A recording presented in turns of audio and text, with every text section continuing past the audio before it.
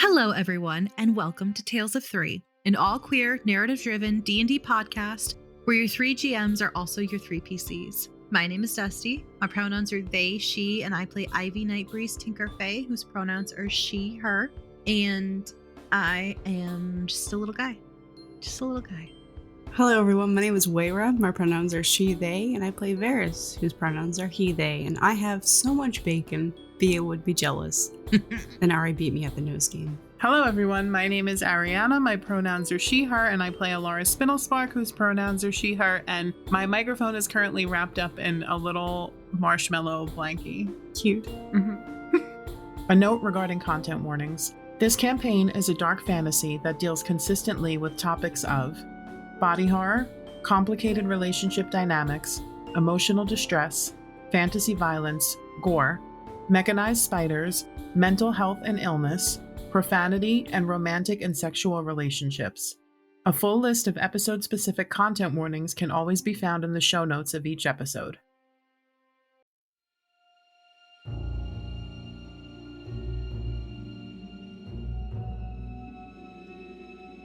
Last time, we began our tale in the haunted ghost town of Grimford, and deep in the tunnels of an underground excavation site and home of the Grimford guided ghost tours, we met Elara Spindlespark, a half-elf artificer looking for gems.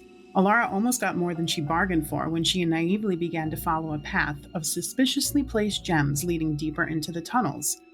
When she picked up a large garnet that seemed to shine and gleam in the low light, she suddenly felt compelled to traverse a narrow passageway. But before she could, she was apprehended by a worker of the tours and escorted out. We then met an Eladrin woman and her pseudo-dragon Bia. New to town and very confused, Ivy Nightbreeze Tinkerfey slipped into an alleyway to avoid the guards rounding people up for curfew. In the alley, she encountered a cloaked figure who, upon closer inspection, had yellow eyes, sallow cheeks, and pockmarked scarring coming from his eyes and flowing down his face. This man cast detect magic on Ivy, hissed at her, and ran away, leaving Ivy very disturbed. Lastly, we met Véres, a half-orc, half-elf person who had just arrived in town to take a job as a town guard for the weekend. He met with the head of the guard, a half-orc named Ribbon, and learned that the town had enforced a curfew as people have been going missing. This weekend being the 10-year anniversary of town founder Delilah Grimm's disappearance, they were expecting larger crowds. Véres set to task and soon found Ivy in the alleyway talking to Bia. Ivy told him about the strange hooded man and showed him an old map she was given by her father and insisted this was the place to find a wizard in a tower. Her map was wrong. Both Ivy and Véres were very confused, and the confusion only grew as they watched Elara get pickpocketed by a small, scaly creature. A chase ensued, leading them all to an alleyway and an encounter with some thieves. They managed to knock out one, detain the other, while an unseen third slipped away into the night. After two guards took away the thieves, this unusual trio barely have a moment to talk before Elara's pockets of holding explode, leaving her in a pile of too many things. Véres and Ivy help Elara gather her things, while Elara explained that there is a pocket plane in her pockets, and how she hadn't figured out how to keep them permanently open yet. Véres urged them not to talk about illegal things like portals and other dimensions out in the open, and we pick up now with the three heading back to the Bed Banshee Inn. I'm Ivy. Oh, hi. I'm Elara Spindlespark. It's nice to meet you. A full government, okay. This is Véres. Hi, I'm Elara. Don't know his last name, actually. Elara Spindlespark. Elara Spindlespark. He inclines his head to the two of you. It's a pleasure to meet you. She inclines her head back. This is Bia. Hi, Bia. Bia I'm waves. Elara. She doesn't speak common. Okay. So, okay, what is more... I'm sorry. I just really have to go back to this topic as we're walking. What is more important than your pockets exploding on you? Oh, I mean, well, just like other projects, and things. Like what? Well, right now, gems. Those are pretty high on my priority list. I found some really interesting ones in the tunnels before. Oh. Yeah. So you collect gems instead of fixing the crushing weight of your jacket exploding? Well, it doesn't explode all the time. Only sometimes. I am obsessed with your priorities. Thank you. She nods. And I am obsessed that you keep discussing illegal activities in front of somebody who's working with the god for the night. Oh, Can we please make it to the inn so I don't have to overhear all this? What's illegal? What did she say was illegal? well, a lot of things, everything. She stole gems from the tunnel. I didn't say I stole them. You were making a lot of assumptions. Did you purchase them? No, I found them. Actually, I found them. He looks at you. She smiles. They shake their head. And she goes, technically we are talking about illegal stuff. She goes, because if my jacket is like borderline illegal, you know, which I guess maybe it should be higher on my priority list than for fixing it. Just the knowledge of how to get that working is... I'm on the top wanted list. No. So He just laughs. better watch out. He chuckles. No, absolutely not. I was more concerned about, accidentally crushing yourself to death. It didn't look like you took it very well when it was... Well, no, usually I get it. Yeah, I get it off usually. Or I just I collapse with it, and I feel like as long as I don't resist it, it's usually okay. The more I struggle, the worse it gets, honestly. So sometimes I just fold, and I just go down with it. All right. Totally. Mm-hmm. I understand the sentiment perfectly. She looks at Véres and she shakes her head. Véres just shakes their head. They're going to pretend to not hear anything. So I think we make it back to the inn. He opens the door and holds it open for them to go through first. I'm assuming Véres has a room there already as well, right? Yeah, he does. Well, I am gonna go up to my room and I'm gonna investigate all of these gems that I found because they are weird. Weird in a good way, I think. But they definitely warrant closer inspection. So, do you mind carrying? I don't. I mean, I can do it. I can totally do it. It'll take me a few trips. Truly, it's no problem at all. I'll bring it up to your room shortly. I'm just going to get her room for the night first. Okay. Sorry, your pronouns. She, her, and he looks from you, Ivy, to you, Elara, kind of questioningly. Yes. Okay, my apologies. I shouldn't have just assumed. No, that's totally okay. It's a lot going on. We'll get to your room. There's a lot. It's a lot happening, and I'm a very feminine person. I know. That you are. And for yourself, Elara, what are your pronouns? Oh, she, her. And what about you? Oh, he, they. Cool. He looks at Ivy and he's just like, I will get you a room with the inn, and then I'll bring your things up to your room, Elara. Okay. It's the second one on the right. I'll leave the door cracked open. Or you could just not lock it.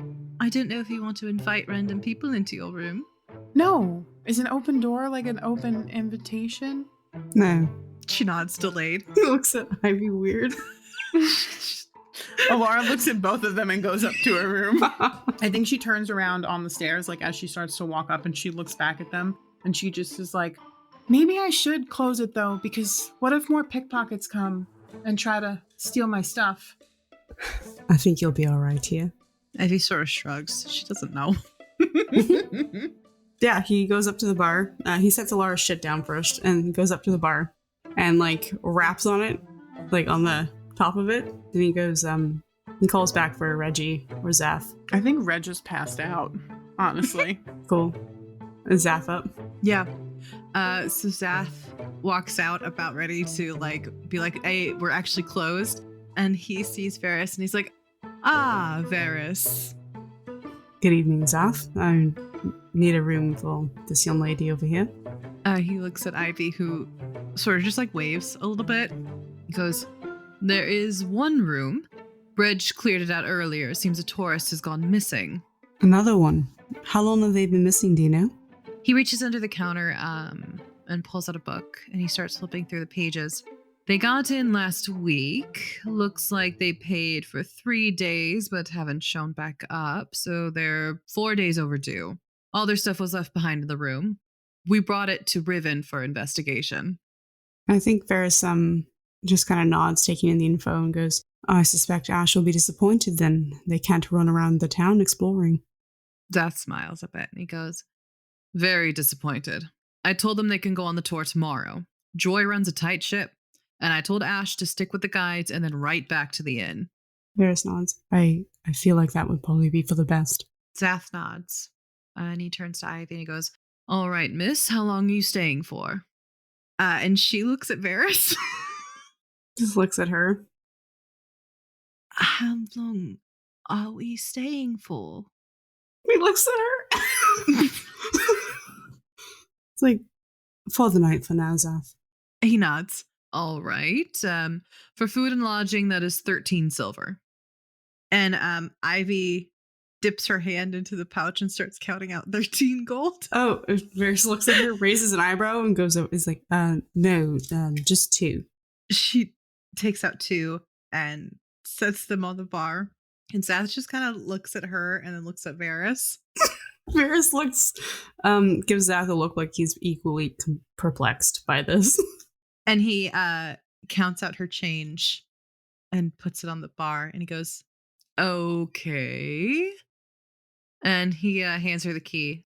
Second room on the left. And she goes, thank you. And she shovels the silver into this little pouch and closes it. And she takes the key. And she goes, do you have bacon? And he goes, bacon at 11 o'clock at night. And she goes, true. Sorry. Never mind. And Bia looks disgruntled. Aw. And she turns to Véres and she's like, all right, let's go bring Elara her stuff. They nod and they look at Zath and say, do you need help closing or are you all right? No, I'm all done here. He looks at Ivy, then back to Véres and says, have fun, handsome. Véres gives him a wink. Yeah, I think he picks up the pack, looks at Ivy, gestures to the stairs, and heads up. Ivy follows. You walk up the stairs and you find the second room on the right. The door is cracked open. So you go in. He knocks. And you just hear she goes, no pickpockets allowed. Ivy pushes open the door and she goes, you should really have a sign. I think that would be better than just yelling it. Saves you an extra step. I think Véres hesitates a moment and then walks in.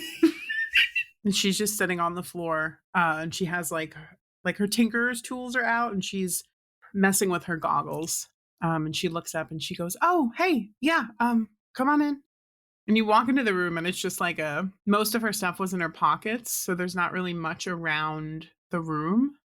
He just gestures to the bag, air quotations, on his shoulders, like, oh, just put it. And she just she gestures to the floor and she's like, just put it all here. I'll sort through it. So he'll walk over and just kind of put the bag down in front of her. Well, not the bag, but his cloak, rather, and kind of help her unpack everything. Thanks. I just wanted to look at the stuff I found in the tunnels. It's all kind of like weird. How many gems did she wind up grabbing total? I think, let's see. I think at least like 7.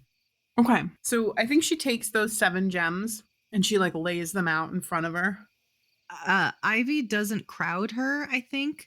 Bia does fly off of Ivy's shoulder and crawls onto one of the pillows and goes to sleep. Cute. I think Véres looks, but he doesn't crowd her either. When you both look at them, so they almost seem to shimmer unnaturally. You definitely get that feeling you're drawn to look at them. You don't want to look away. You want to keep staring. So there's a garnet, an amber, a geode, and a quartz that all seem to have this kind of shimmering property to them. And you all notice this as soon as you look. They seem kind of odd. I'm drawn to look at them. Strange. Are they enchanted? I'm not sure. That's what I'm hoping to find out, actually. When I was down there, I felt kind of like I needed to get them, I think. Which, to be fair, I did need to get them, and I did also want to get them. But this was a need that was not my own need, I guess. And I have heard that's the whole big draw of this place for some people is that there are artifacts and there's magical items that they have excavated from down there. But I just found them like literally just in the middle of like the path. There are magical items and magical gems, but there's no wizard, and I'm the weird one? But he looks at Ivy, looks at Elara, and is like, and you didn't think that was strange that they were just laying in the middle of the pathway? Well, yes. I mean, I did think it was strange, but I also wanted to get them. So I was like, this is weird, but also this is really fortuitous for me to find them here, you know? It's awfully convenient is all I'm saying. Well, I got them.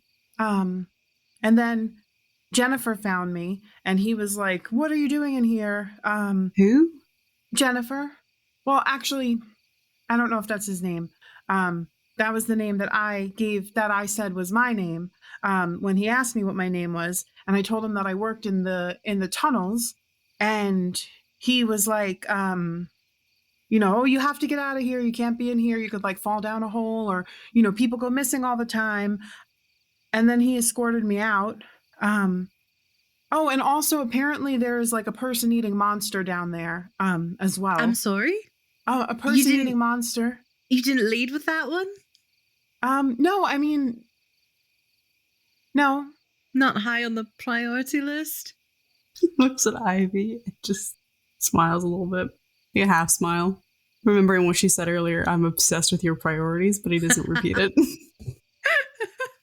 She goes, no, I mean, I was getting there. You know, I was working my way up to it. I gotta be honest, if there was a person-eating monster below where I stood at any given opportunity, I'm pretty sure I would lead with that one. That's fair. And then talk about the gems that were placed in the middle of the pathway like some bait. He looks at Ivy and nods. Sort of like breadcrumbs, in a way. Oh. Were there more in the path that you weren't able to get? Yes. There was one that was like in like this little like mini side tunnel that wasn't like there. It wasn't like super apparent. I take it you didn't stay with the toll. No. I kind of like fell behind, you know, when they were all leaving. On purpose? Well, yeah, so there's like this tour, like this special tour, right? Right. And they take you like deeper down into the tunnels, and apparently there's these rooms down there that have like the gems and the artifacts and the books and all this stuff. And like you can see, have either one of you seen it? It's actually pretty amazing. As she's talking, Véres leans against the wall with like a leg propped up and his arms crossed, listening to her talk. The first level, like when you go in and it's like the cheap one, it's like the cheapest ticket and the other ones are always sold out. But when you go in and there's this overlook and you can see like remnants of the old city and there's like tops of buildings and there's like kind of like almost like a tower that's kind of like sticking out of the ruins. Wait, I'm sorry. You said a tower? Yeah. There was like this, it looked like the top of, you know, like a sticky uppy tower thing. Coming out of the ground. But anyway, it doesn't matter. You can't get to it. It's like down below. But then they have like a second level special tour and it's way more expensive and it's always sold out. And of course it's sold out this weekend because it's the 10-year anniversary of when that lady went missing, which is awful. But so it's sold out. So I knew I couldn't get into it. So I was like, I'm just going to go on the regular one.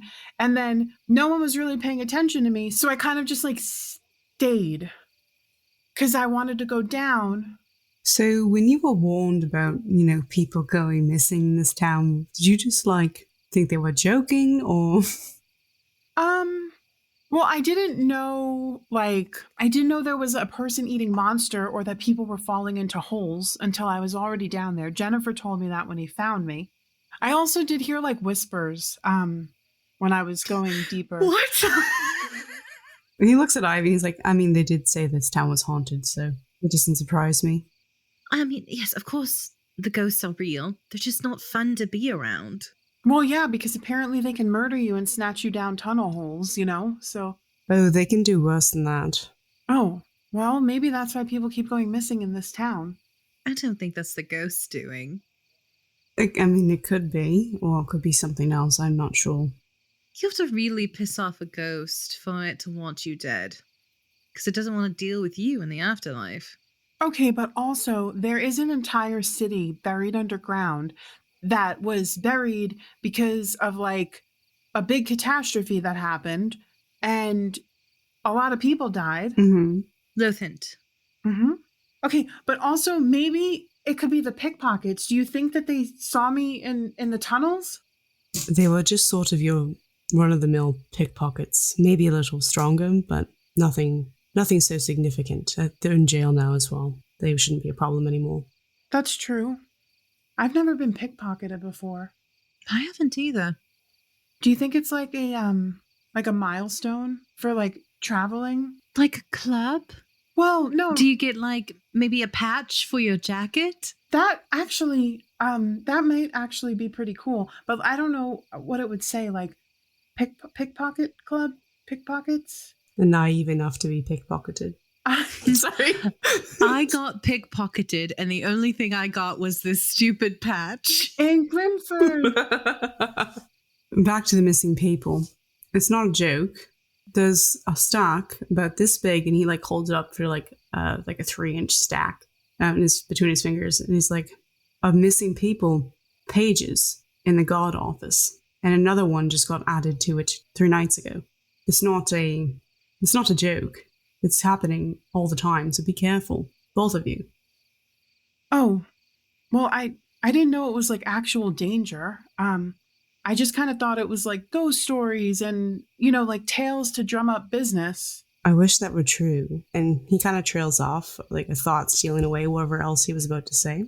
He seems to contemplate something before he says, I digress. Elara, you said you felt like you needed to get these gems, right? Almost as though you were compelled. Mm-hmm. He debates saying something for another moment, and then he kind of like gives into it and says, I'm sorry, do you mind if I take a closer look? Sure.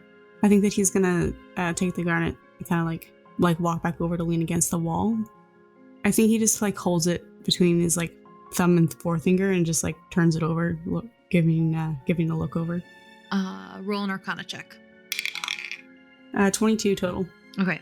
Yeah, so as you're looking over this gem, it is 100% magic in nature. Like, there's no denying it. But in order to figure out what type of magic it is, you'll need to cast, like, Identify or Detect Magic. Okay. Well, it's certainly magic of nature, but without a use of a spell, such as Detect Magic, I can't really say for sure what it is. Elara looks up at that. I think this whole time she's been kind of like tinkering with her goggles, and I'd say it's been about 10 minutes, right, friends? Yeah. Cool. So she puts her goggles over her eyes, and she takes out a vial, and she kind of like pops the top off and like flourishes it, and nothing comes out. You both don't see anything. She probably looks a little weird, but through her goggles, she sees a bunch of little tiny nanobots fly out of this vial, and they are going to hover around anything that is magical within a 30-foot radius, and they'll change color depending on which school of magic is detected. So you put your goggles on and you look around and you watch as your bots like swarm around 4 out of the 7 of the gems, and they start turning different colors, which you know to be the different schools of magic. If you want to roll an Arcana to see if you can figure out anything more, do that. 15 plus 6, she's a plus 6, so that's a 21. 21 total. Okay. You watch as the bots turn these different colors, and you see... So the garnet that Véres is holding, as well as the quartz, both get swarmed with the pink bots that are indicating enchantment magic. And with that Arcana check, you'll be able to tell that the garnet is holding the spell Compulsion, and the quartz is holding the spell Charm Person. So those spells are like actually embedded into the crystals. Okay. Shit. Do I see any like runes carved into them? Like Elara knows that you can carve runes into stuff to imbue it with magic. So like, does she see that? No, you don't see any runes carved onto them, but you're sure, like 100% sure that they're holding the spells.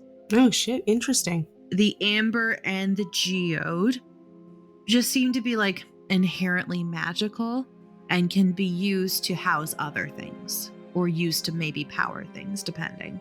Awesome. I think she picks up the quartz and she'll walk over to Véres. And she'll relay that info to everyone. I think she'll just kind of be like rattling it off as the bots relay the information to her. She'll just be like, oh, okay, yeah. Enchantment magic. This one, and she'll kind of hold up the quartz, is holding the charm person spell. And that one, and she'll walk up and she'll get like closer to like looking at the garnet. This one is holding the compulsion spell. That's wild. Véres looks at it with slight disgust and holds it out for you to take back. She takes it. And how are you able to tell all of that? Oh, my goggles. Do you want to see? See what? The magic. My goggles can see the magic. They look at you slightly confused and think about it for a second and then nod. Sure, certainly, if that's all right with you. Mm-hmm. She'll hand over the goggles. And you'll see, like, you can't even count. There's like millions of tiny little shimmering metallic like specks and dots, and they're hovering all around. And you'll see the ones that are centered on the two stones. They're kind of like sparkling pink. And then probably just some, like the other ones just hovering over those other two stones. Do you see it? Do I see the little insects? Elara, what are these? Oh, those are my nanobots. What? Your what? They're just like my little bots that can help me find magic. And they give me readings through my goggles, to help me figure out, things that are magical and things that are not. This is fascinating. You've essentially manufactured a spell effect. Mm-hmm. I can't do magic, so I recreate it, I guess, the best I can. And he reads the rocks and sees what she saw, hands them back to her, says, "You are incredible. I can't believe you've managed to replicate a spell like that." Thanks. Can I see? I want to, I kind of want to see what that weird hissy guy saw when he looked at me. Yeah, she hands them over. And she puts them on and she like holds her hands out in front of her. So Ivy, you'll see similarly a lot of kind of little sparkling specks, and you'll see the pink over the gems. When you look down at your own hands, I guess, yeah? Or like your body below, like your lower body, you'll see that the lens starts like a red light starts flashing on the lens. Elara, what's the red dot in the corner? Oh, that just means that my bots haven't like ever encountered that kind of magic before. Are they blinking? What's blinking? Part of me? Oh, okay. Véres cocks an eyebrow. Well, it just means that some type of your magic, my bots haven't seen before. And she kind of looks at you, like, All right. What's the other type of magic that it picks up other than the? So what you see, Ivy, is a swarm of these metallic little bugs with this vague little outline, this coloration, almost like a sheen over them. Most of them are blinking red. The other ones, they seem to be shimmering an orange color, which is transmutation according to Elara's goggles. And there's also faintly this grayish color, which, thanks to Elara's goggles again, you know to be divination. But that one seems to be few and far between. I think she looks back. She looks from her hands to the rocks and she goes, Véres is right. This is really cool. And then she hands the goggles back to Elara. Grey Day magical rocks. Elara takes the goggles back and quickly programs them to figure out what kind of magic was on Ivy that she couldn't identify. And she goes, yeah, I think so. If I can figure out how to get the spells off of these, I can use them for other stuff. You just need to find someone to dispel it. That's all. If you can find someone to do it, I suppose. Yeah, that's expensive and kind of hard to come by. I don't know how anybody gets quests here. They usually just go to like a town hall and see what jobs are posted. Okay, but this isn't like a job. That's what quests are. They're job posting. He looks very confused. She's like, it's like a deeply personal journey that a wizard sends you on. I've never heard of that before, but if that's, your thing, I think that's great. And I think that you should, keep searching for your wizard, I guess. It's not my thing. My father said every young person with magic does this. Are you from like a place? I'm from somewhere here in Thylaster, yes. Mm-hmm. Insight check. It's a 7. I also rolled a 7. Rollies. Well, what's your plus? Yeah, You have a plus. I I probably don't have a plus. Yeah, it's a 9 because it's deception, right? I've got a +2. She goes, yeah, no, I wasn't saying that you were not. I was just meant like, is the town that you're from, one of the more like magical town, like people who practice magic in those towns? You could say that. Well, then I'm sure there was a wizard there. There were wizards, of course, Mm-hmm. but not the wizard. It's the reason why I'm over here. Do you have a name for this wizard? No, I was just told wizard, an old wise wizard in a tower. I think your dad's playing a joke on you. No, my dad doesn't play jokes. My dad doesn't know what a joke is. Okay. My father wouldn't send me to a place that I don't know to play a practical joke on me. Okay. Well, Does your father do that? Does your father send you to random places that you don't know anything about where you get his stat to play a practical joke on you? You got his... You got his stat? I did get his stat. I got smelled, and then I got identify put on me, and then he hissed at me. Maybe that is the person-eating monster. Wouldn't he have just eaten my face instead of hissing at me and smelling me? I don't know the ins and outs of people eating monsters. I don't have experience with them. And so I'm really not sure. This is all new to me as well. Like maybe he was sniffing you to be like, ooh, you're a good one. Ooh. Yeah. Elara nods. Like, you get it. I don't know why a monster would want to know my ish by casting identify magic on me. Detect magic, I think, is what you mean. Identify, detect, it's the same verbiage. 2 very different spells, but I appreciate your... I'm not a wizard. We know. We know. This is all a lot. Mm-hmm. And I don't know what I'm doing here. And you are the only 2 people willing to help me, it feels like, so... Is your wizard supposed to be here? I think so. I think he was supposed to be in that tower that is now apparently underground. So, food for thought, because I am intrigued by these magical rocks and your missing wizard. Why don't we go on the tour?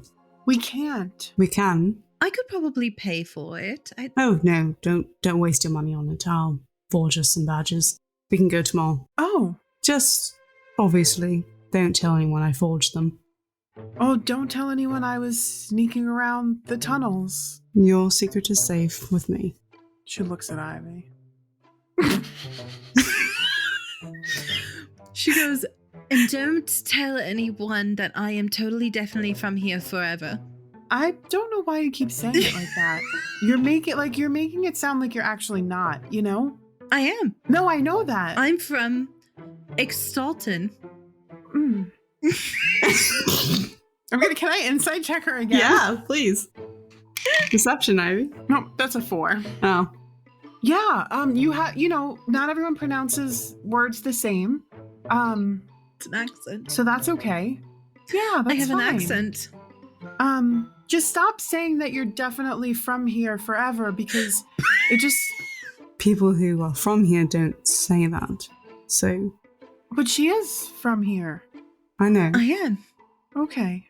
Are you... She, like, looks at the both of you. What? She nods.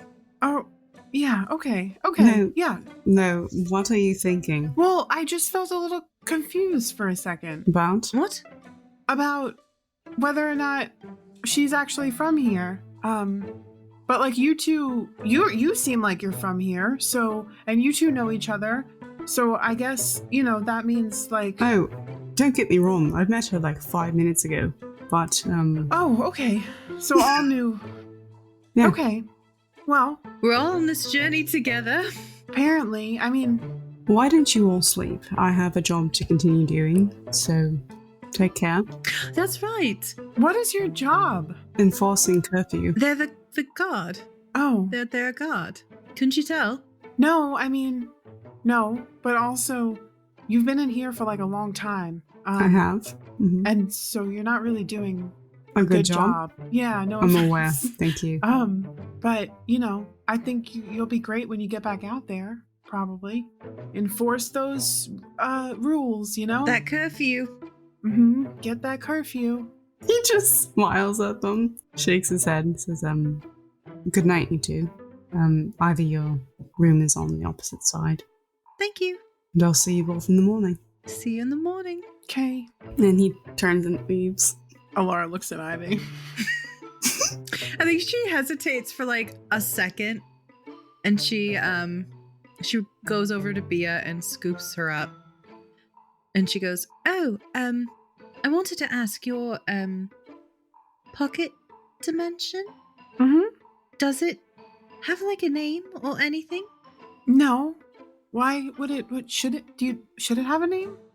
I don't. Doesn't every dimension have a name? I never thought of it like that. I think I should probably work on like stabilizing it before I name it. Priorities, you know. I'm pretty sure that's something that you could just do at the same time. Well, I would put like I would put thought into it, you know. I wouldn't just like name it for the sake of naming it, you know. That's true. I would have to think about it. All right. Okay. Well, good night. Good night. And she walks out Elara closes the door and locks it, barricades it.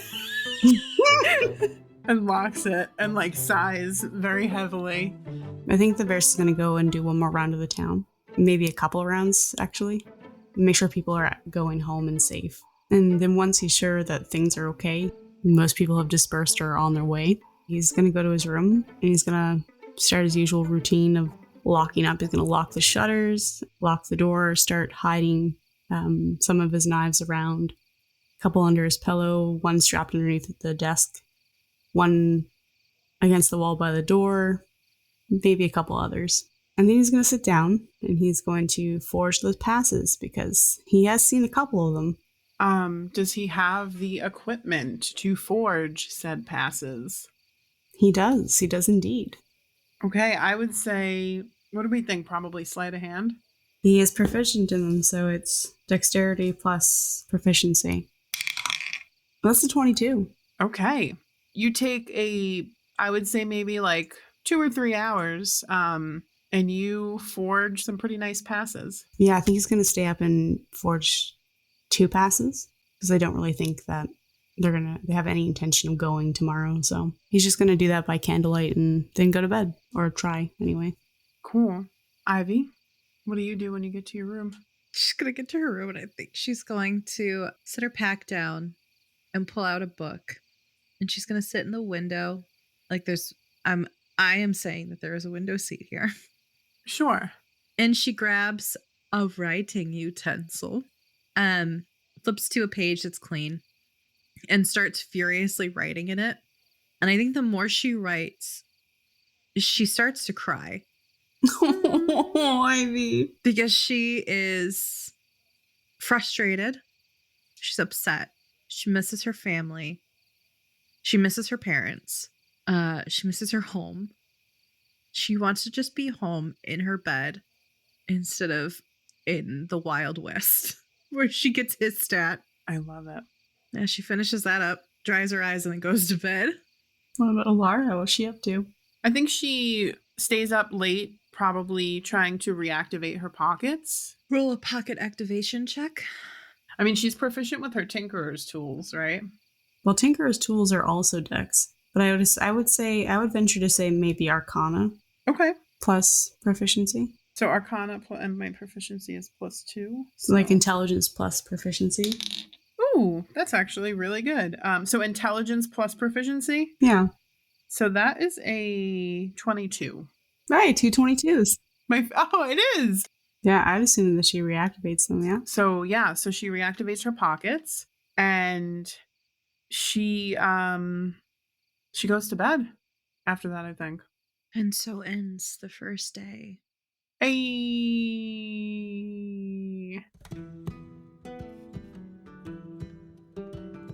All right, so it is another beautiful morning in Grimford. Who is the most likely person to be up first?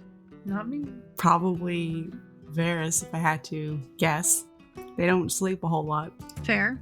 And what does Véres do in the mornings? Well, Véres gets up, makes their bed, freshens up a bit, and then goes to work out. So you walk downstairs, and the tavern, which was a normal tavern when you guys walked in last night, pretty big, open, spacious area, dark wood floors, probably plaster, like white walls with dark wood beaming going across it.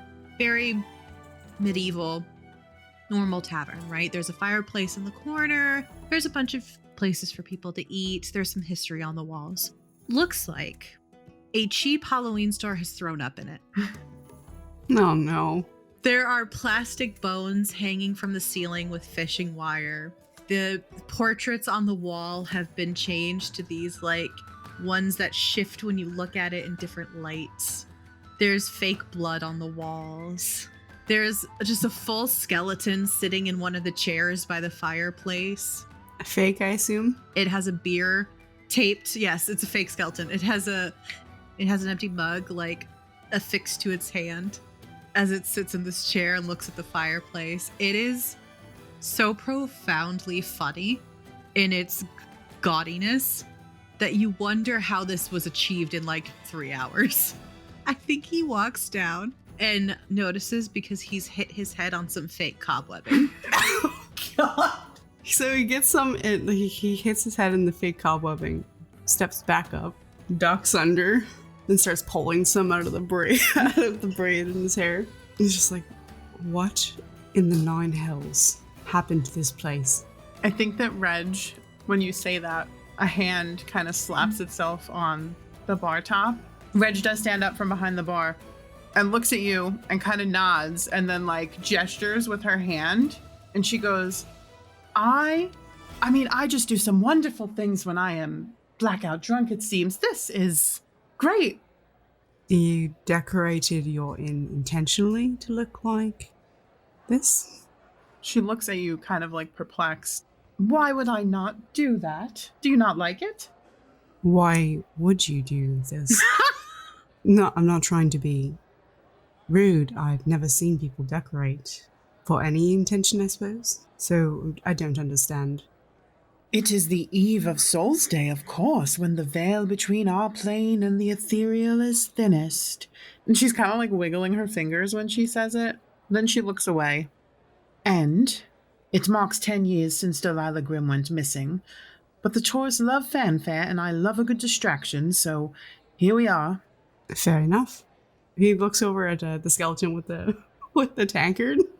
I was like, patron of yours? She kind of like throws her hand and she goes, that'll be me one day if I'm lucky. He just chuckles and comes downstairs. Cute. I don't know if I've ever asked this. People keep mentioning them. Who is Delilah? I think that she gets a little bit like solemn at you like actually asking. And she goes, I have got a lot of things that I need to do today. I don't have time for stories right now, so maybe later. And she kind of taps the bar twice and busies herself. Does Véres go out and work out? Yeah, he does. He goes around back. Véres walks through a door that has a caution tape sticker on it, and, and walks out to find that the rest of the town is actually kind of decorated too, just not as intense. Not as intense. Oh God. I think I feel like he walks outside and gets jump scared by a fucking There's a spider hanging like a mistletoe. He's jump scared by the spider. Oh my God. On his head, like brushing on his head. And he just turns around as if to like hit it and realizes it's a decoration and shakes their head and sighs and goes on their jog. Mm-hmm. What type of working out does Véres do? Véres does a lot of calisthenics, honestly. He usually goes for a run around the town and then he'll come home and like start doing some actual movement-based exercises just in one spot. He'll do regular stuff, push-ups, sit-ups, things like that, and the rest of it is just like balance work. He'll probably do a couple of routines with a sword or his other weapon of choice to make sure he's got practice down for that, and then he'll go inside. Mm-hmm. Who would wake up next? Elara is a late sleeper. So Ivy. Probably. So I think Ivy wakes up and she gets dressed, she gets ready, she has a little bad bitch pep talk in the mirror, and Bia starts chittering. What does that look like? Ivy's bad bitch pep talk. She like slaps some water on her face, dries it, and as she's applying her eyeliner, she goes, "All right, it's a different day. You're in a town that you don't really know anything about, other than there's a person-eating monster below your feet, which is fine. It's totally cool. You're cool. You've got this. You've made maybe friends who don't hate you, so that's great. Don't give them a reason to hate you. You're cool." And then she fluffs her hair and walks out. Wow, what a great pep talk. And I think she walks down the stairs, and also she doesn't get hit by the cobwebs because they were Véres' height, but she doesn't notice the cobwebs as she's walking down, and she's like, "All right." She sees everything and she goes, "Sure. Why not? Why not?" And she walks up to Reg and she goes, "Hello." Hello. I don't remember seeing you here. "No, you weren't here. There was another person, a purple tiefling." Oh, all right, yes. Mm-hmm. "Yes, I bought a room, upstairs." All right, well, welcome. "Thank you. Mm-hmm. Is this where I get like food and stuff, or?" Oh, of course, yes. What can I get for you? Tell me. She thinks about it for a moment. She goes, "I think I will start with some dandelion tea. Oh. And maybe some ground elk on some toast, hazelnut bread toast, with maybe some dewberries and like a bunch of bacon too, for the pseudo dragon. Mm-hmm. And if you want to burn the bacon, that's totally cool. She will burn it if you don't." All right, bacon. Got it. Everything else?" And she picks up like a pitcher, and she slams it unceremoniously on the counter in front of you. And she goes, "That's some ale. And I'll make you, I guess, I don't know, some ground something for sure. Yep, I will get right on it. Mm-hmm. Okay. No, question. Mm-hmm. Ground something? It's not elk. I will be very upfront with you. Not at all. No, that's fine. Is it? What is it? What are we grinding up and serving to customers? Probably like beef. Okay, that's fine. You don't even have dandelion tea? I have never even heard of dandelion tea. Do you have anything other than alcohol? Orange juice? No, I'm allergic to orange juice. No orange juice for you. Noted. Got it. Okay. Ale. Dwarven moonshine. Do you have water? She nods. Oh, I will have water. Thank you so much. She goes and sits at a table in the corner, like kind of dejectedly. Aw. Bia sits like on the table itself, just looking around. I think she flies up to one of the bones on the string and bats at it. After a little while, I think the inn starts to get busier probably as people come down from their rooms. Reg brings you a plate of bacon, some porridge probably, and some ground beef and water. Thank you. She nods. And you see she starts taking the orders at the other tables, and things are starting to get kind of pick up and get busier. She eats her porridge, but she gives just the plate of ground beef that has been set in front of her to Bia.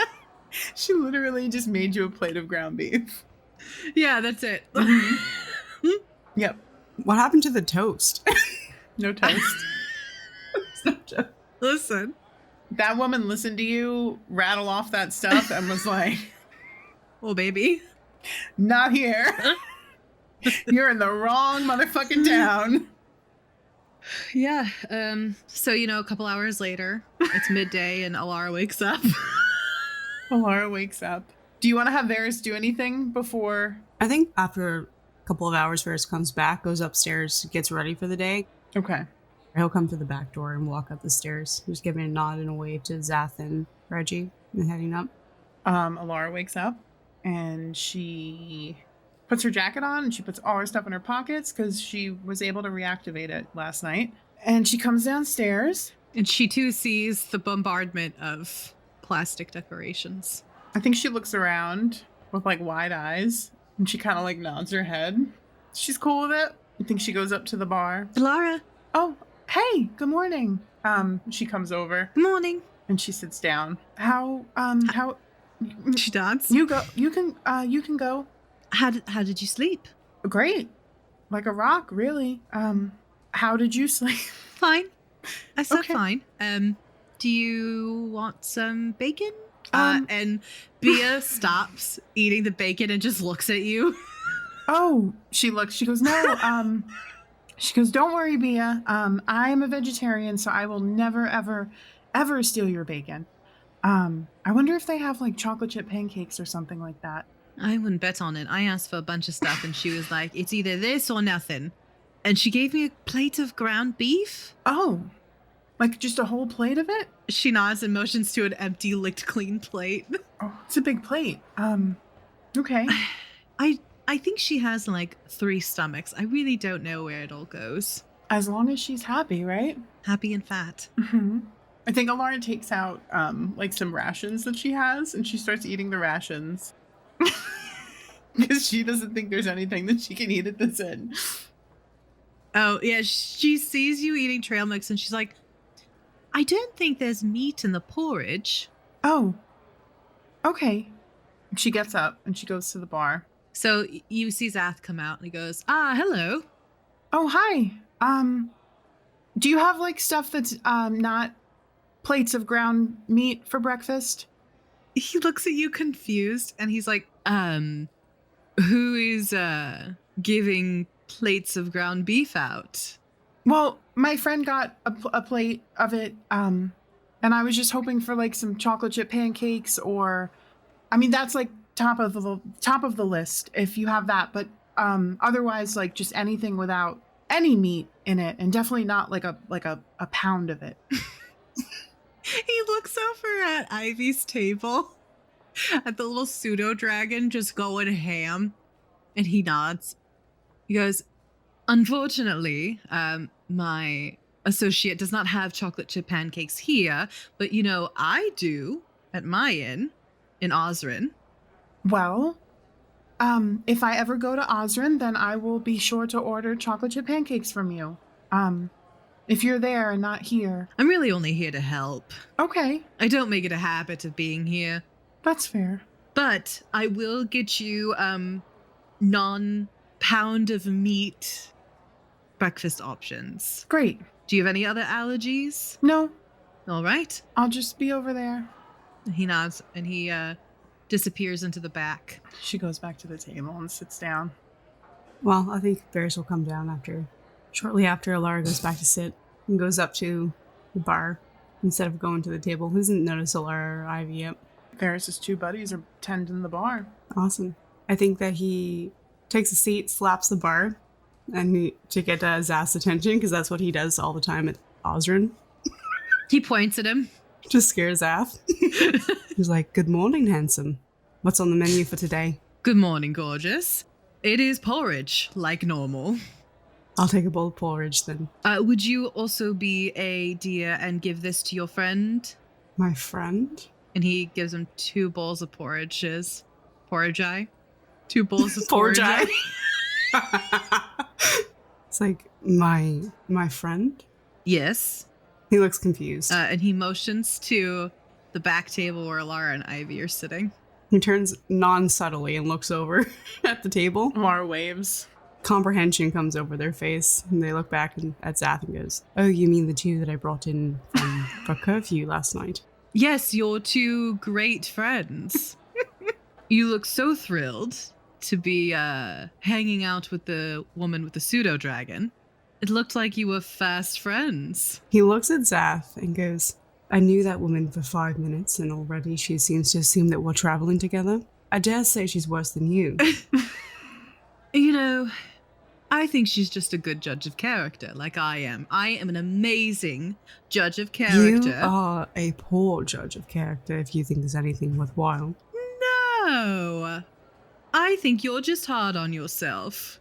Agree to disagree. I will take that over to the table. If you need any help, though, feel free to ask. And he kind of like gets up, takes the porridge from Zath, and passes cheek and heads over. He goes, pish posh. As you're walking away, too, I think that Reg, from behind the bar, she looks at Zath and she goes, I know it. I should have hired him. Zath, are you going to work, or do I need to hire your friend Véres to do it? You know, he was up quite early today. Earlier than you, I will say. Well, yes, that does happen when you never sleep. All right, more reason. Not all of us just kind of pass out drunk every night. She gestures to her handiwork. Reg, are you telling everybody that you did this? Who else would have done it? Maybe the one who could reach the ceiling beams? She shakes her head. It's my word versus yours. She walks away. And Reg flips him off. Okay. Yeah. Reg does flip him off. He walks over and goes, sets down the porridge in front of Elara. He goes, "Good morning. I understand you ordered the porridge." Thank you, I did. Good morning. Good morning. Did you all sleep well? Mm-hmm. Very well. Did you sleep well? Are you going to just kind of stand there and make everybody nervous, or are you going to take a seat? Are you nervous? Oh, sorry. Am I making you nervous? No. No, it's really just a saying. Please take a seat. Sure, they take a seat. Confused, but they do. So, who's excited to go on a tour today? And she raises her hand. Bia raises a paw. Okay. It's just a tour underground. I don't really know. It's not just a tour. And she starts pulling the rocks that she found last night out of her pockets, and like lining them up on the table. And then she pulls out a huge, old, tomey looking book and like plops it down on the table, and like flips it open. And she goes, "Not just a tour. You know, there's magical rocks down there, definitely, because I found them." And she gestures to them, and she just starts looking through her book. The whole tour is underground? Yes, down in the tunnels. They nod and just start eating their porridge. Underground city. So, Elara, is that a bit of light reading, or what is this book that you've inexplicably taken out of one of your magic pockets? Which are working again, by the way. This is just my book of magical runes.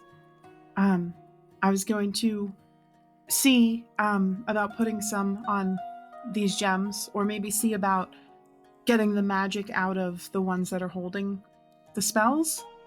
Maybe. Probably. So why do you need these gems? Do you just like shiny things, or? No. I mean, well, yeah. Yes. They're nice to look at, but I use them to power my inventions. If I can find good ones. Your inventions? Mm-hmm. What kind of inventions do you make? All different kinds. And beyond the goggles that we seen last night, of course. No, just anything. Anything. If you find gems that already have magic in them, then you can carve runes into them and basically use them like arcane batteries. You know, my father has a lot of gems. I wonder if that's what he uses them for.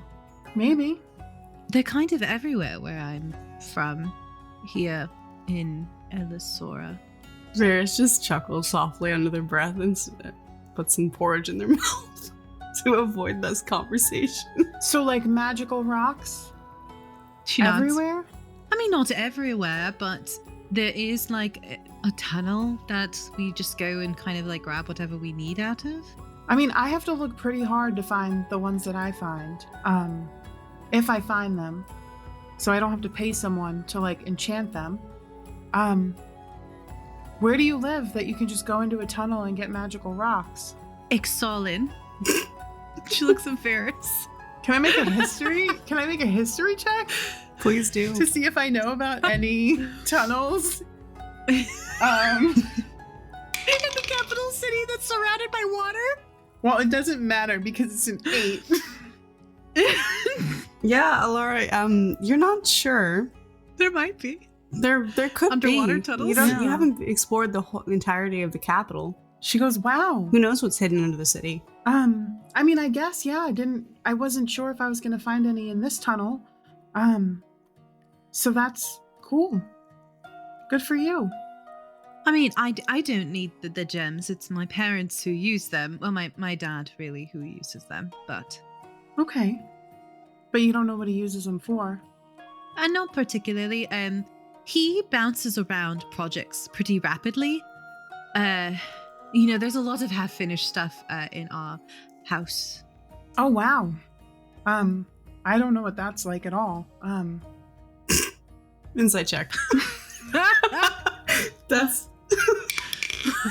Oh, it's an 18. It's a 19. Damn it!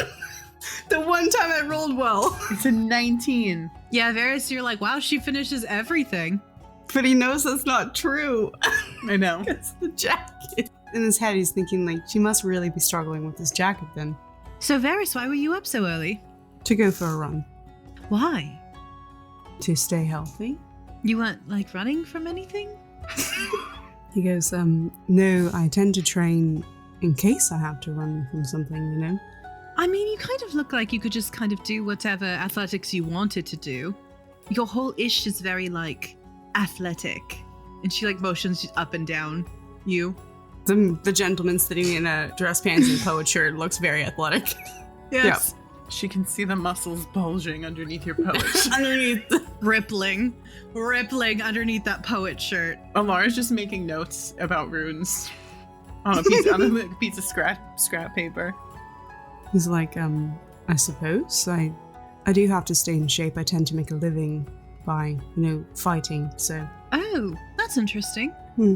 You do that for money? Typically. Mm-hmm. Huh. When I'm not, helping Zarthid with the tavern and other such jobs. How about yourselves? I've never had a job in my life. Oh, I have a job. Most kind of. What do you do?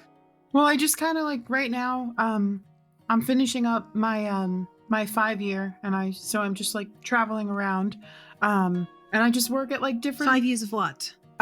traveling around essentially. I just work at different like science guilds, and explore Thylacer, in the hopes of finding my concentration. Like, not my mental concentration, which I probably could work on, honestly, but my, like, my specialty, in, like, the science guilds. So you're studying to become a scientist. Mm-hmm. I didn't know they went on 5-year excursions. Mm-hmm. Is that an artificer thing? It is, yeah. I'm sure your father did it. He's never mentioned anything about it, and neither has my mom. Maybe that's why he got his shitty map. Elara doesn't know about the map. No. Oh. Well, I should do. Yeah, what is this map that you have mentioned twice, I think, in my presence? Yeah. She pulls a map out, and she's like, my father gave me this map, said it was the most up-to-date map of Elara. I do want to mention that he pulled it out of the world's dustiest trunk. And she, like, slides it over to you. And it is actually a very preserved map. It's just old as shit. I feel as though he never leaves his lab, you know? He does sometimes. Hmm. To eat and attend stuff. Elara's looking at the map. She just goes, this is really strange. Can I make history check Yeah? on the map? Véres is gonna try to get Pet Bia under the chin. Bia immediately melts into his touch. Aww. That's an 18 on the die. This map doesn't make sense. It says that you are currently in Lothent, and it says that Ixalan is landlocked. There are cities on this map that shouldn't exist at the time that conceivably when this map would have been made. Okay, so after looking at the map for a bit, like I think she's like studying it and taking in all that information, she looks up at the two of them and she just goes, this doesn't make any sense. I know, it's strange. Ixalan is landlocked.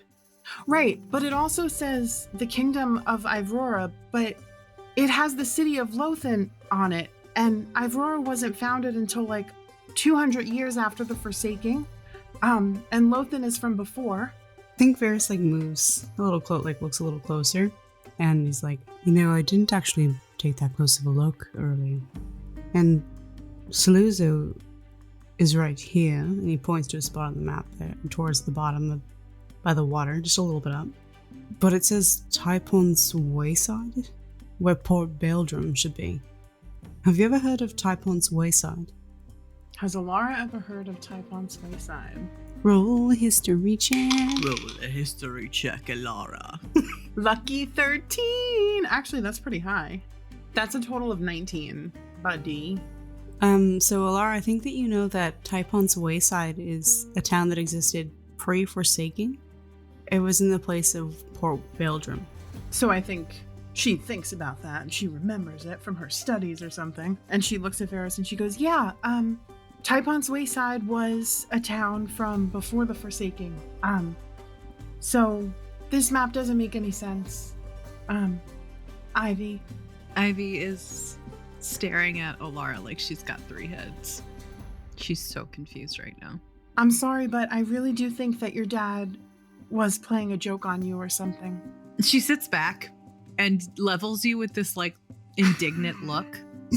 And she goes, like I said last night, my father would not send me out to a random place for a practical joke. I don't know what's happening with this stupid fucking map, but this is not my father's doing. Okay. She goes back to looking at her book, at her rune book. Perhaps the person who sold this to your father sold him a dud then. That is more likely. Or maybe it's somebody who doesn't like me, but whatever. It doesn't really matter, I guess, now. I mean, we can easily fix that. We can just go to the general store in town and get you an updated one. She nods. But also, we have the tour coming up soon, so we should, Oh, yes. get ready for that, probably. The tour is at noon for you two, and he slides the 2 tickets across the table to Elara and Ivy. Are you not coming? No, why would I? Last night you said the reason why you were making these passes was so that you could also see what was down there. They nod. Upon further reflection, I don't think it's wise that I go, so... Are your muscles going to burn away in the darkness? He just laughs. He's like, absolutely, I melt in the dark. Véres, there could be some pretty, cool things down there. And she gestures to the gems that are glistening on the table. He nods, and he's like, I'm sure there would be, and usually I would love to see ruins of an ancient city, but... What if we need protecting? You're going on a tour, you're not going to need protecting. These gems were down there to lure people away. I could just hire you.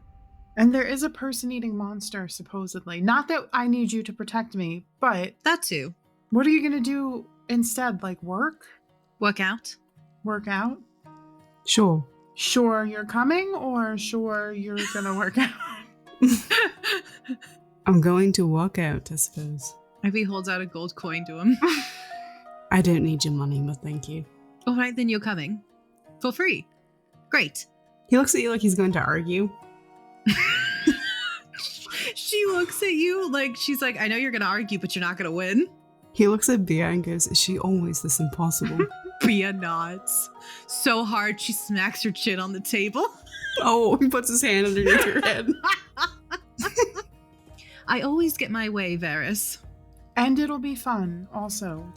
I can't promise it'll be fun, but I can promise. I'm promising that it's going to be fun because we're going to be there, and we're fun.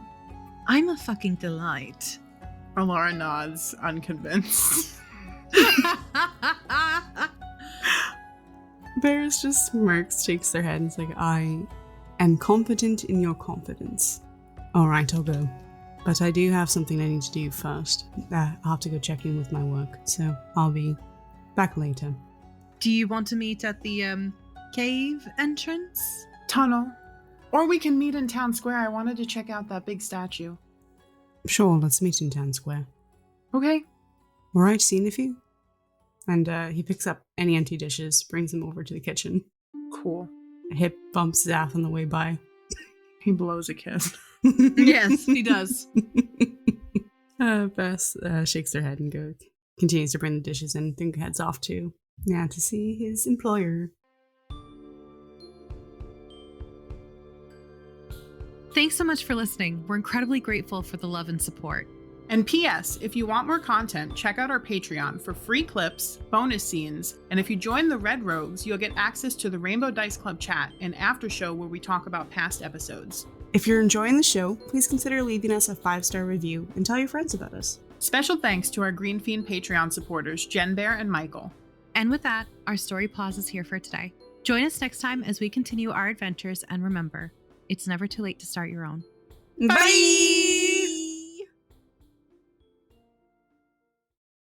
I am obsessed with your priorities. Yes!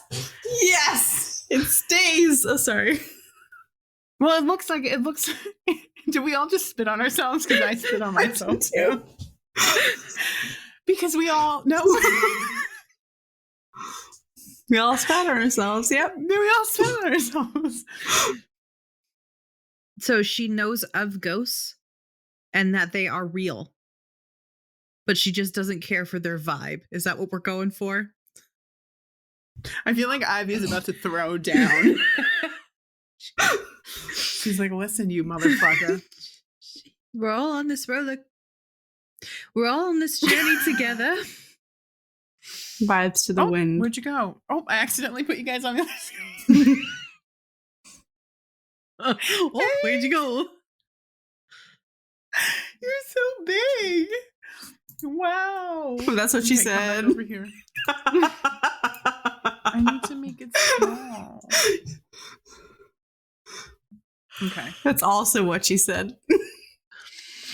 I can't take this. It's so big. Oh, I need to make it small. Okay, we're recording, you chuckle fucks. Yeah, your point being?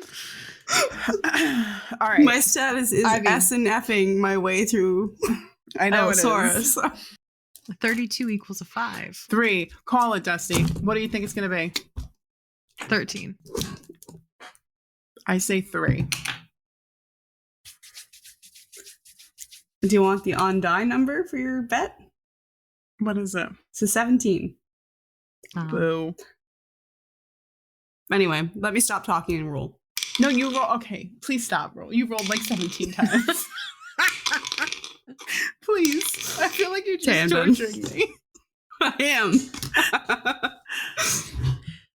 We're a bastard. Welcome to Tales of 3. We don't know what your guess is as good as ours. Welcome to Tales of 3. We're a bastardized version of an actual play. Hello. Also, are we Oh shit, we're recording. Never mind. Yes. We've been recording. Oh. A hand kind of slaps itself on the bar top. Your ass. Okay. It slaps itself on your ass. No. And it's a bony hand. Slap. It's a skeleton. Right, just putting up another skeleton. And she's like, hey, buddy.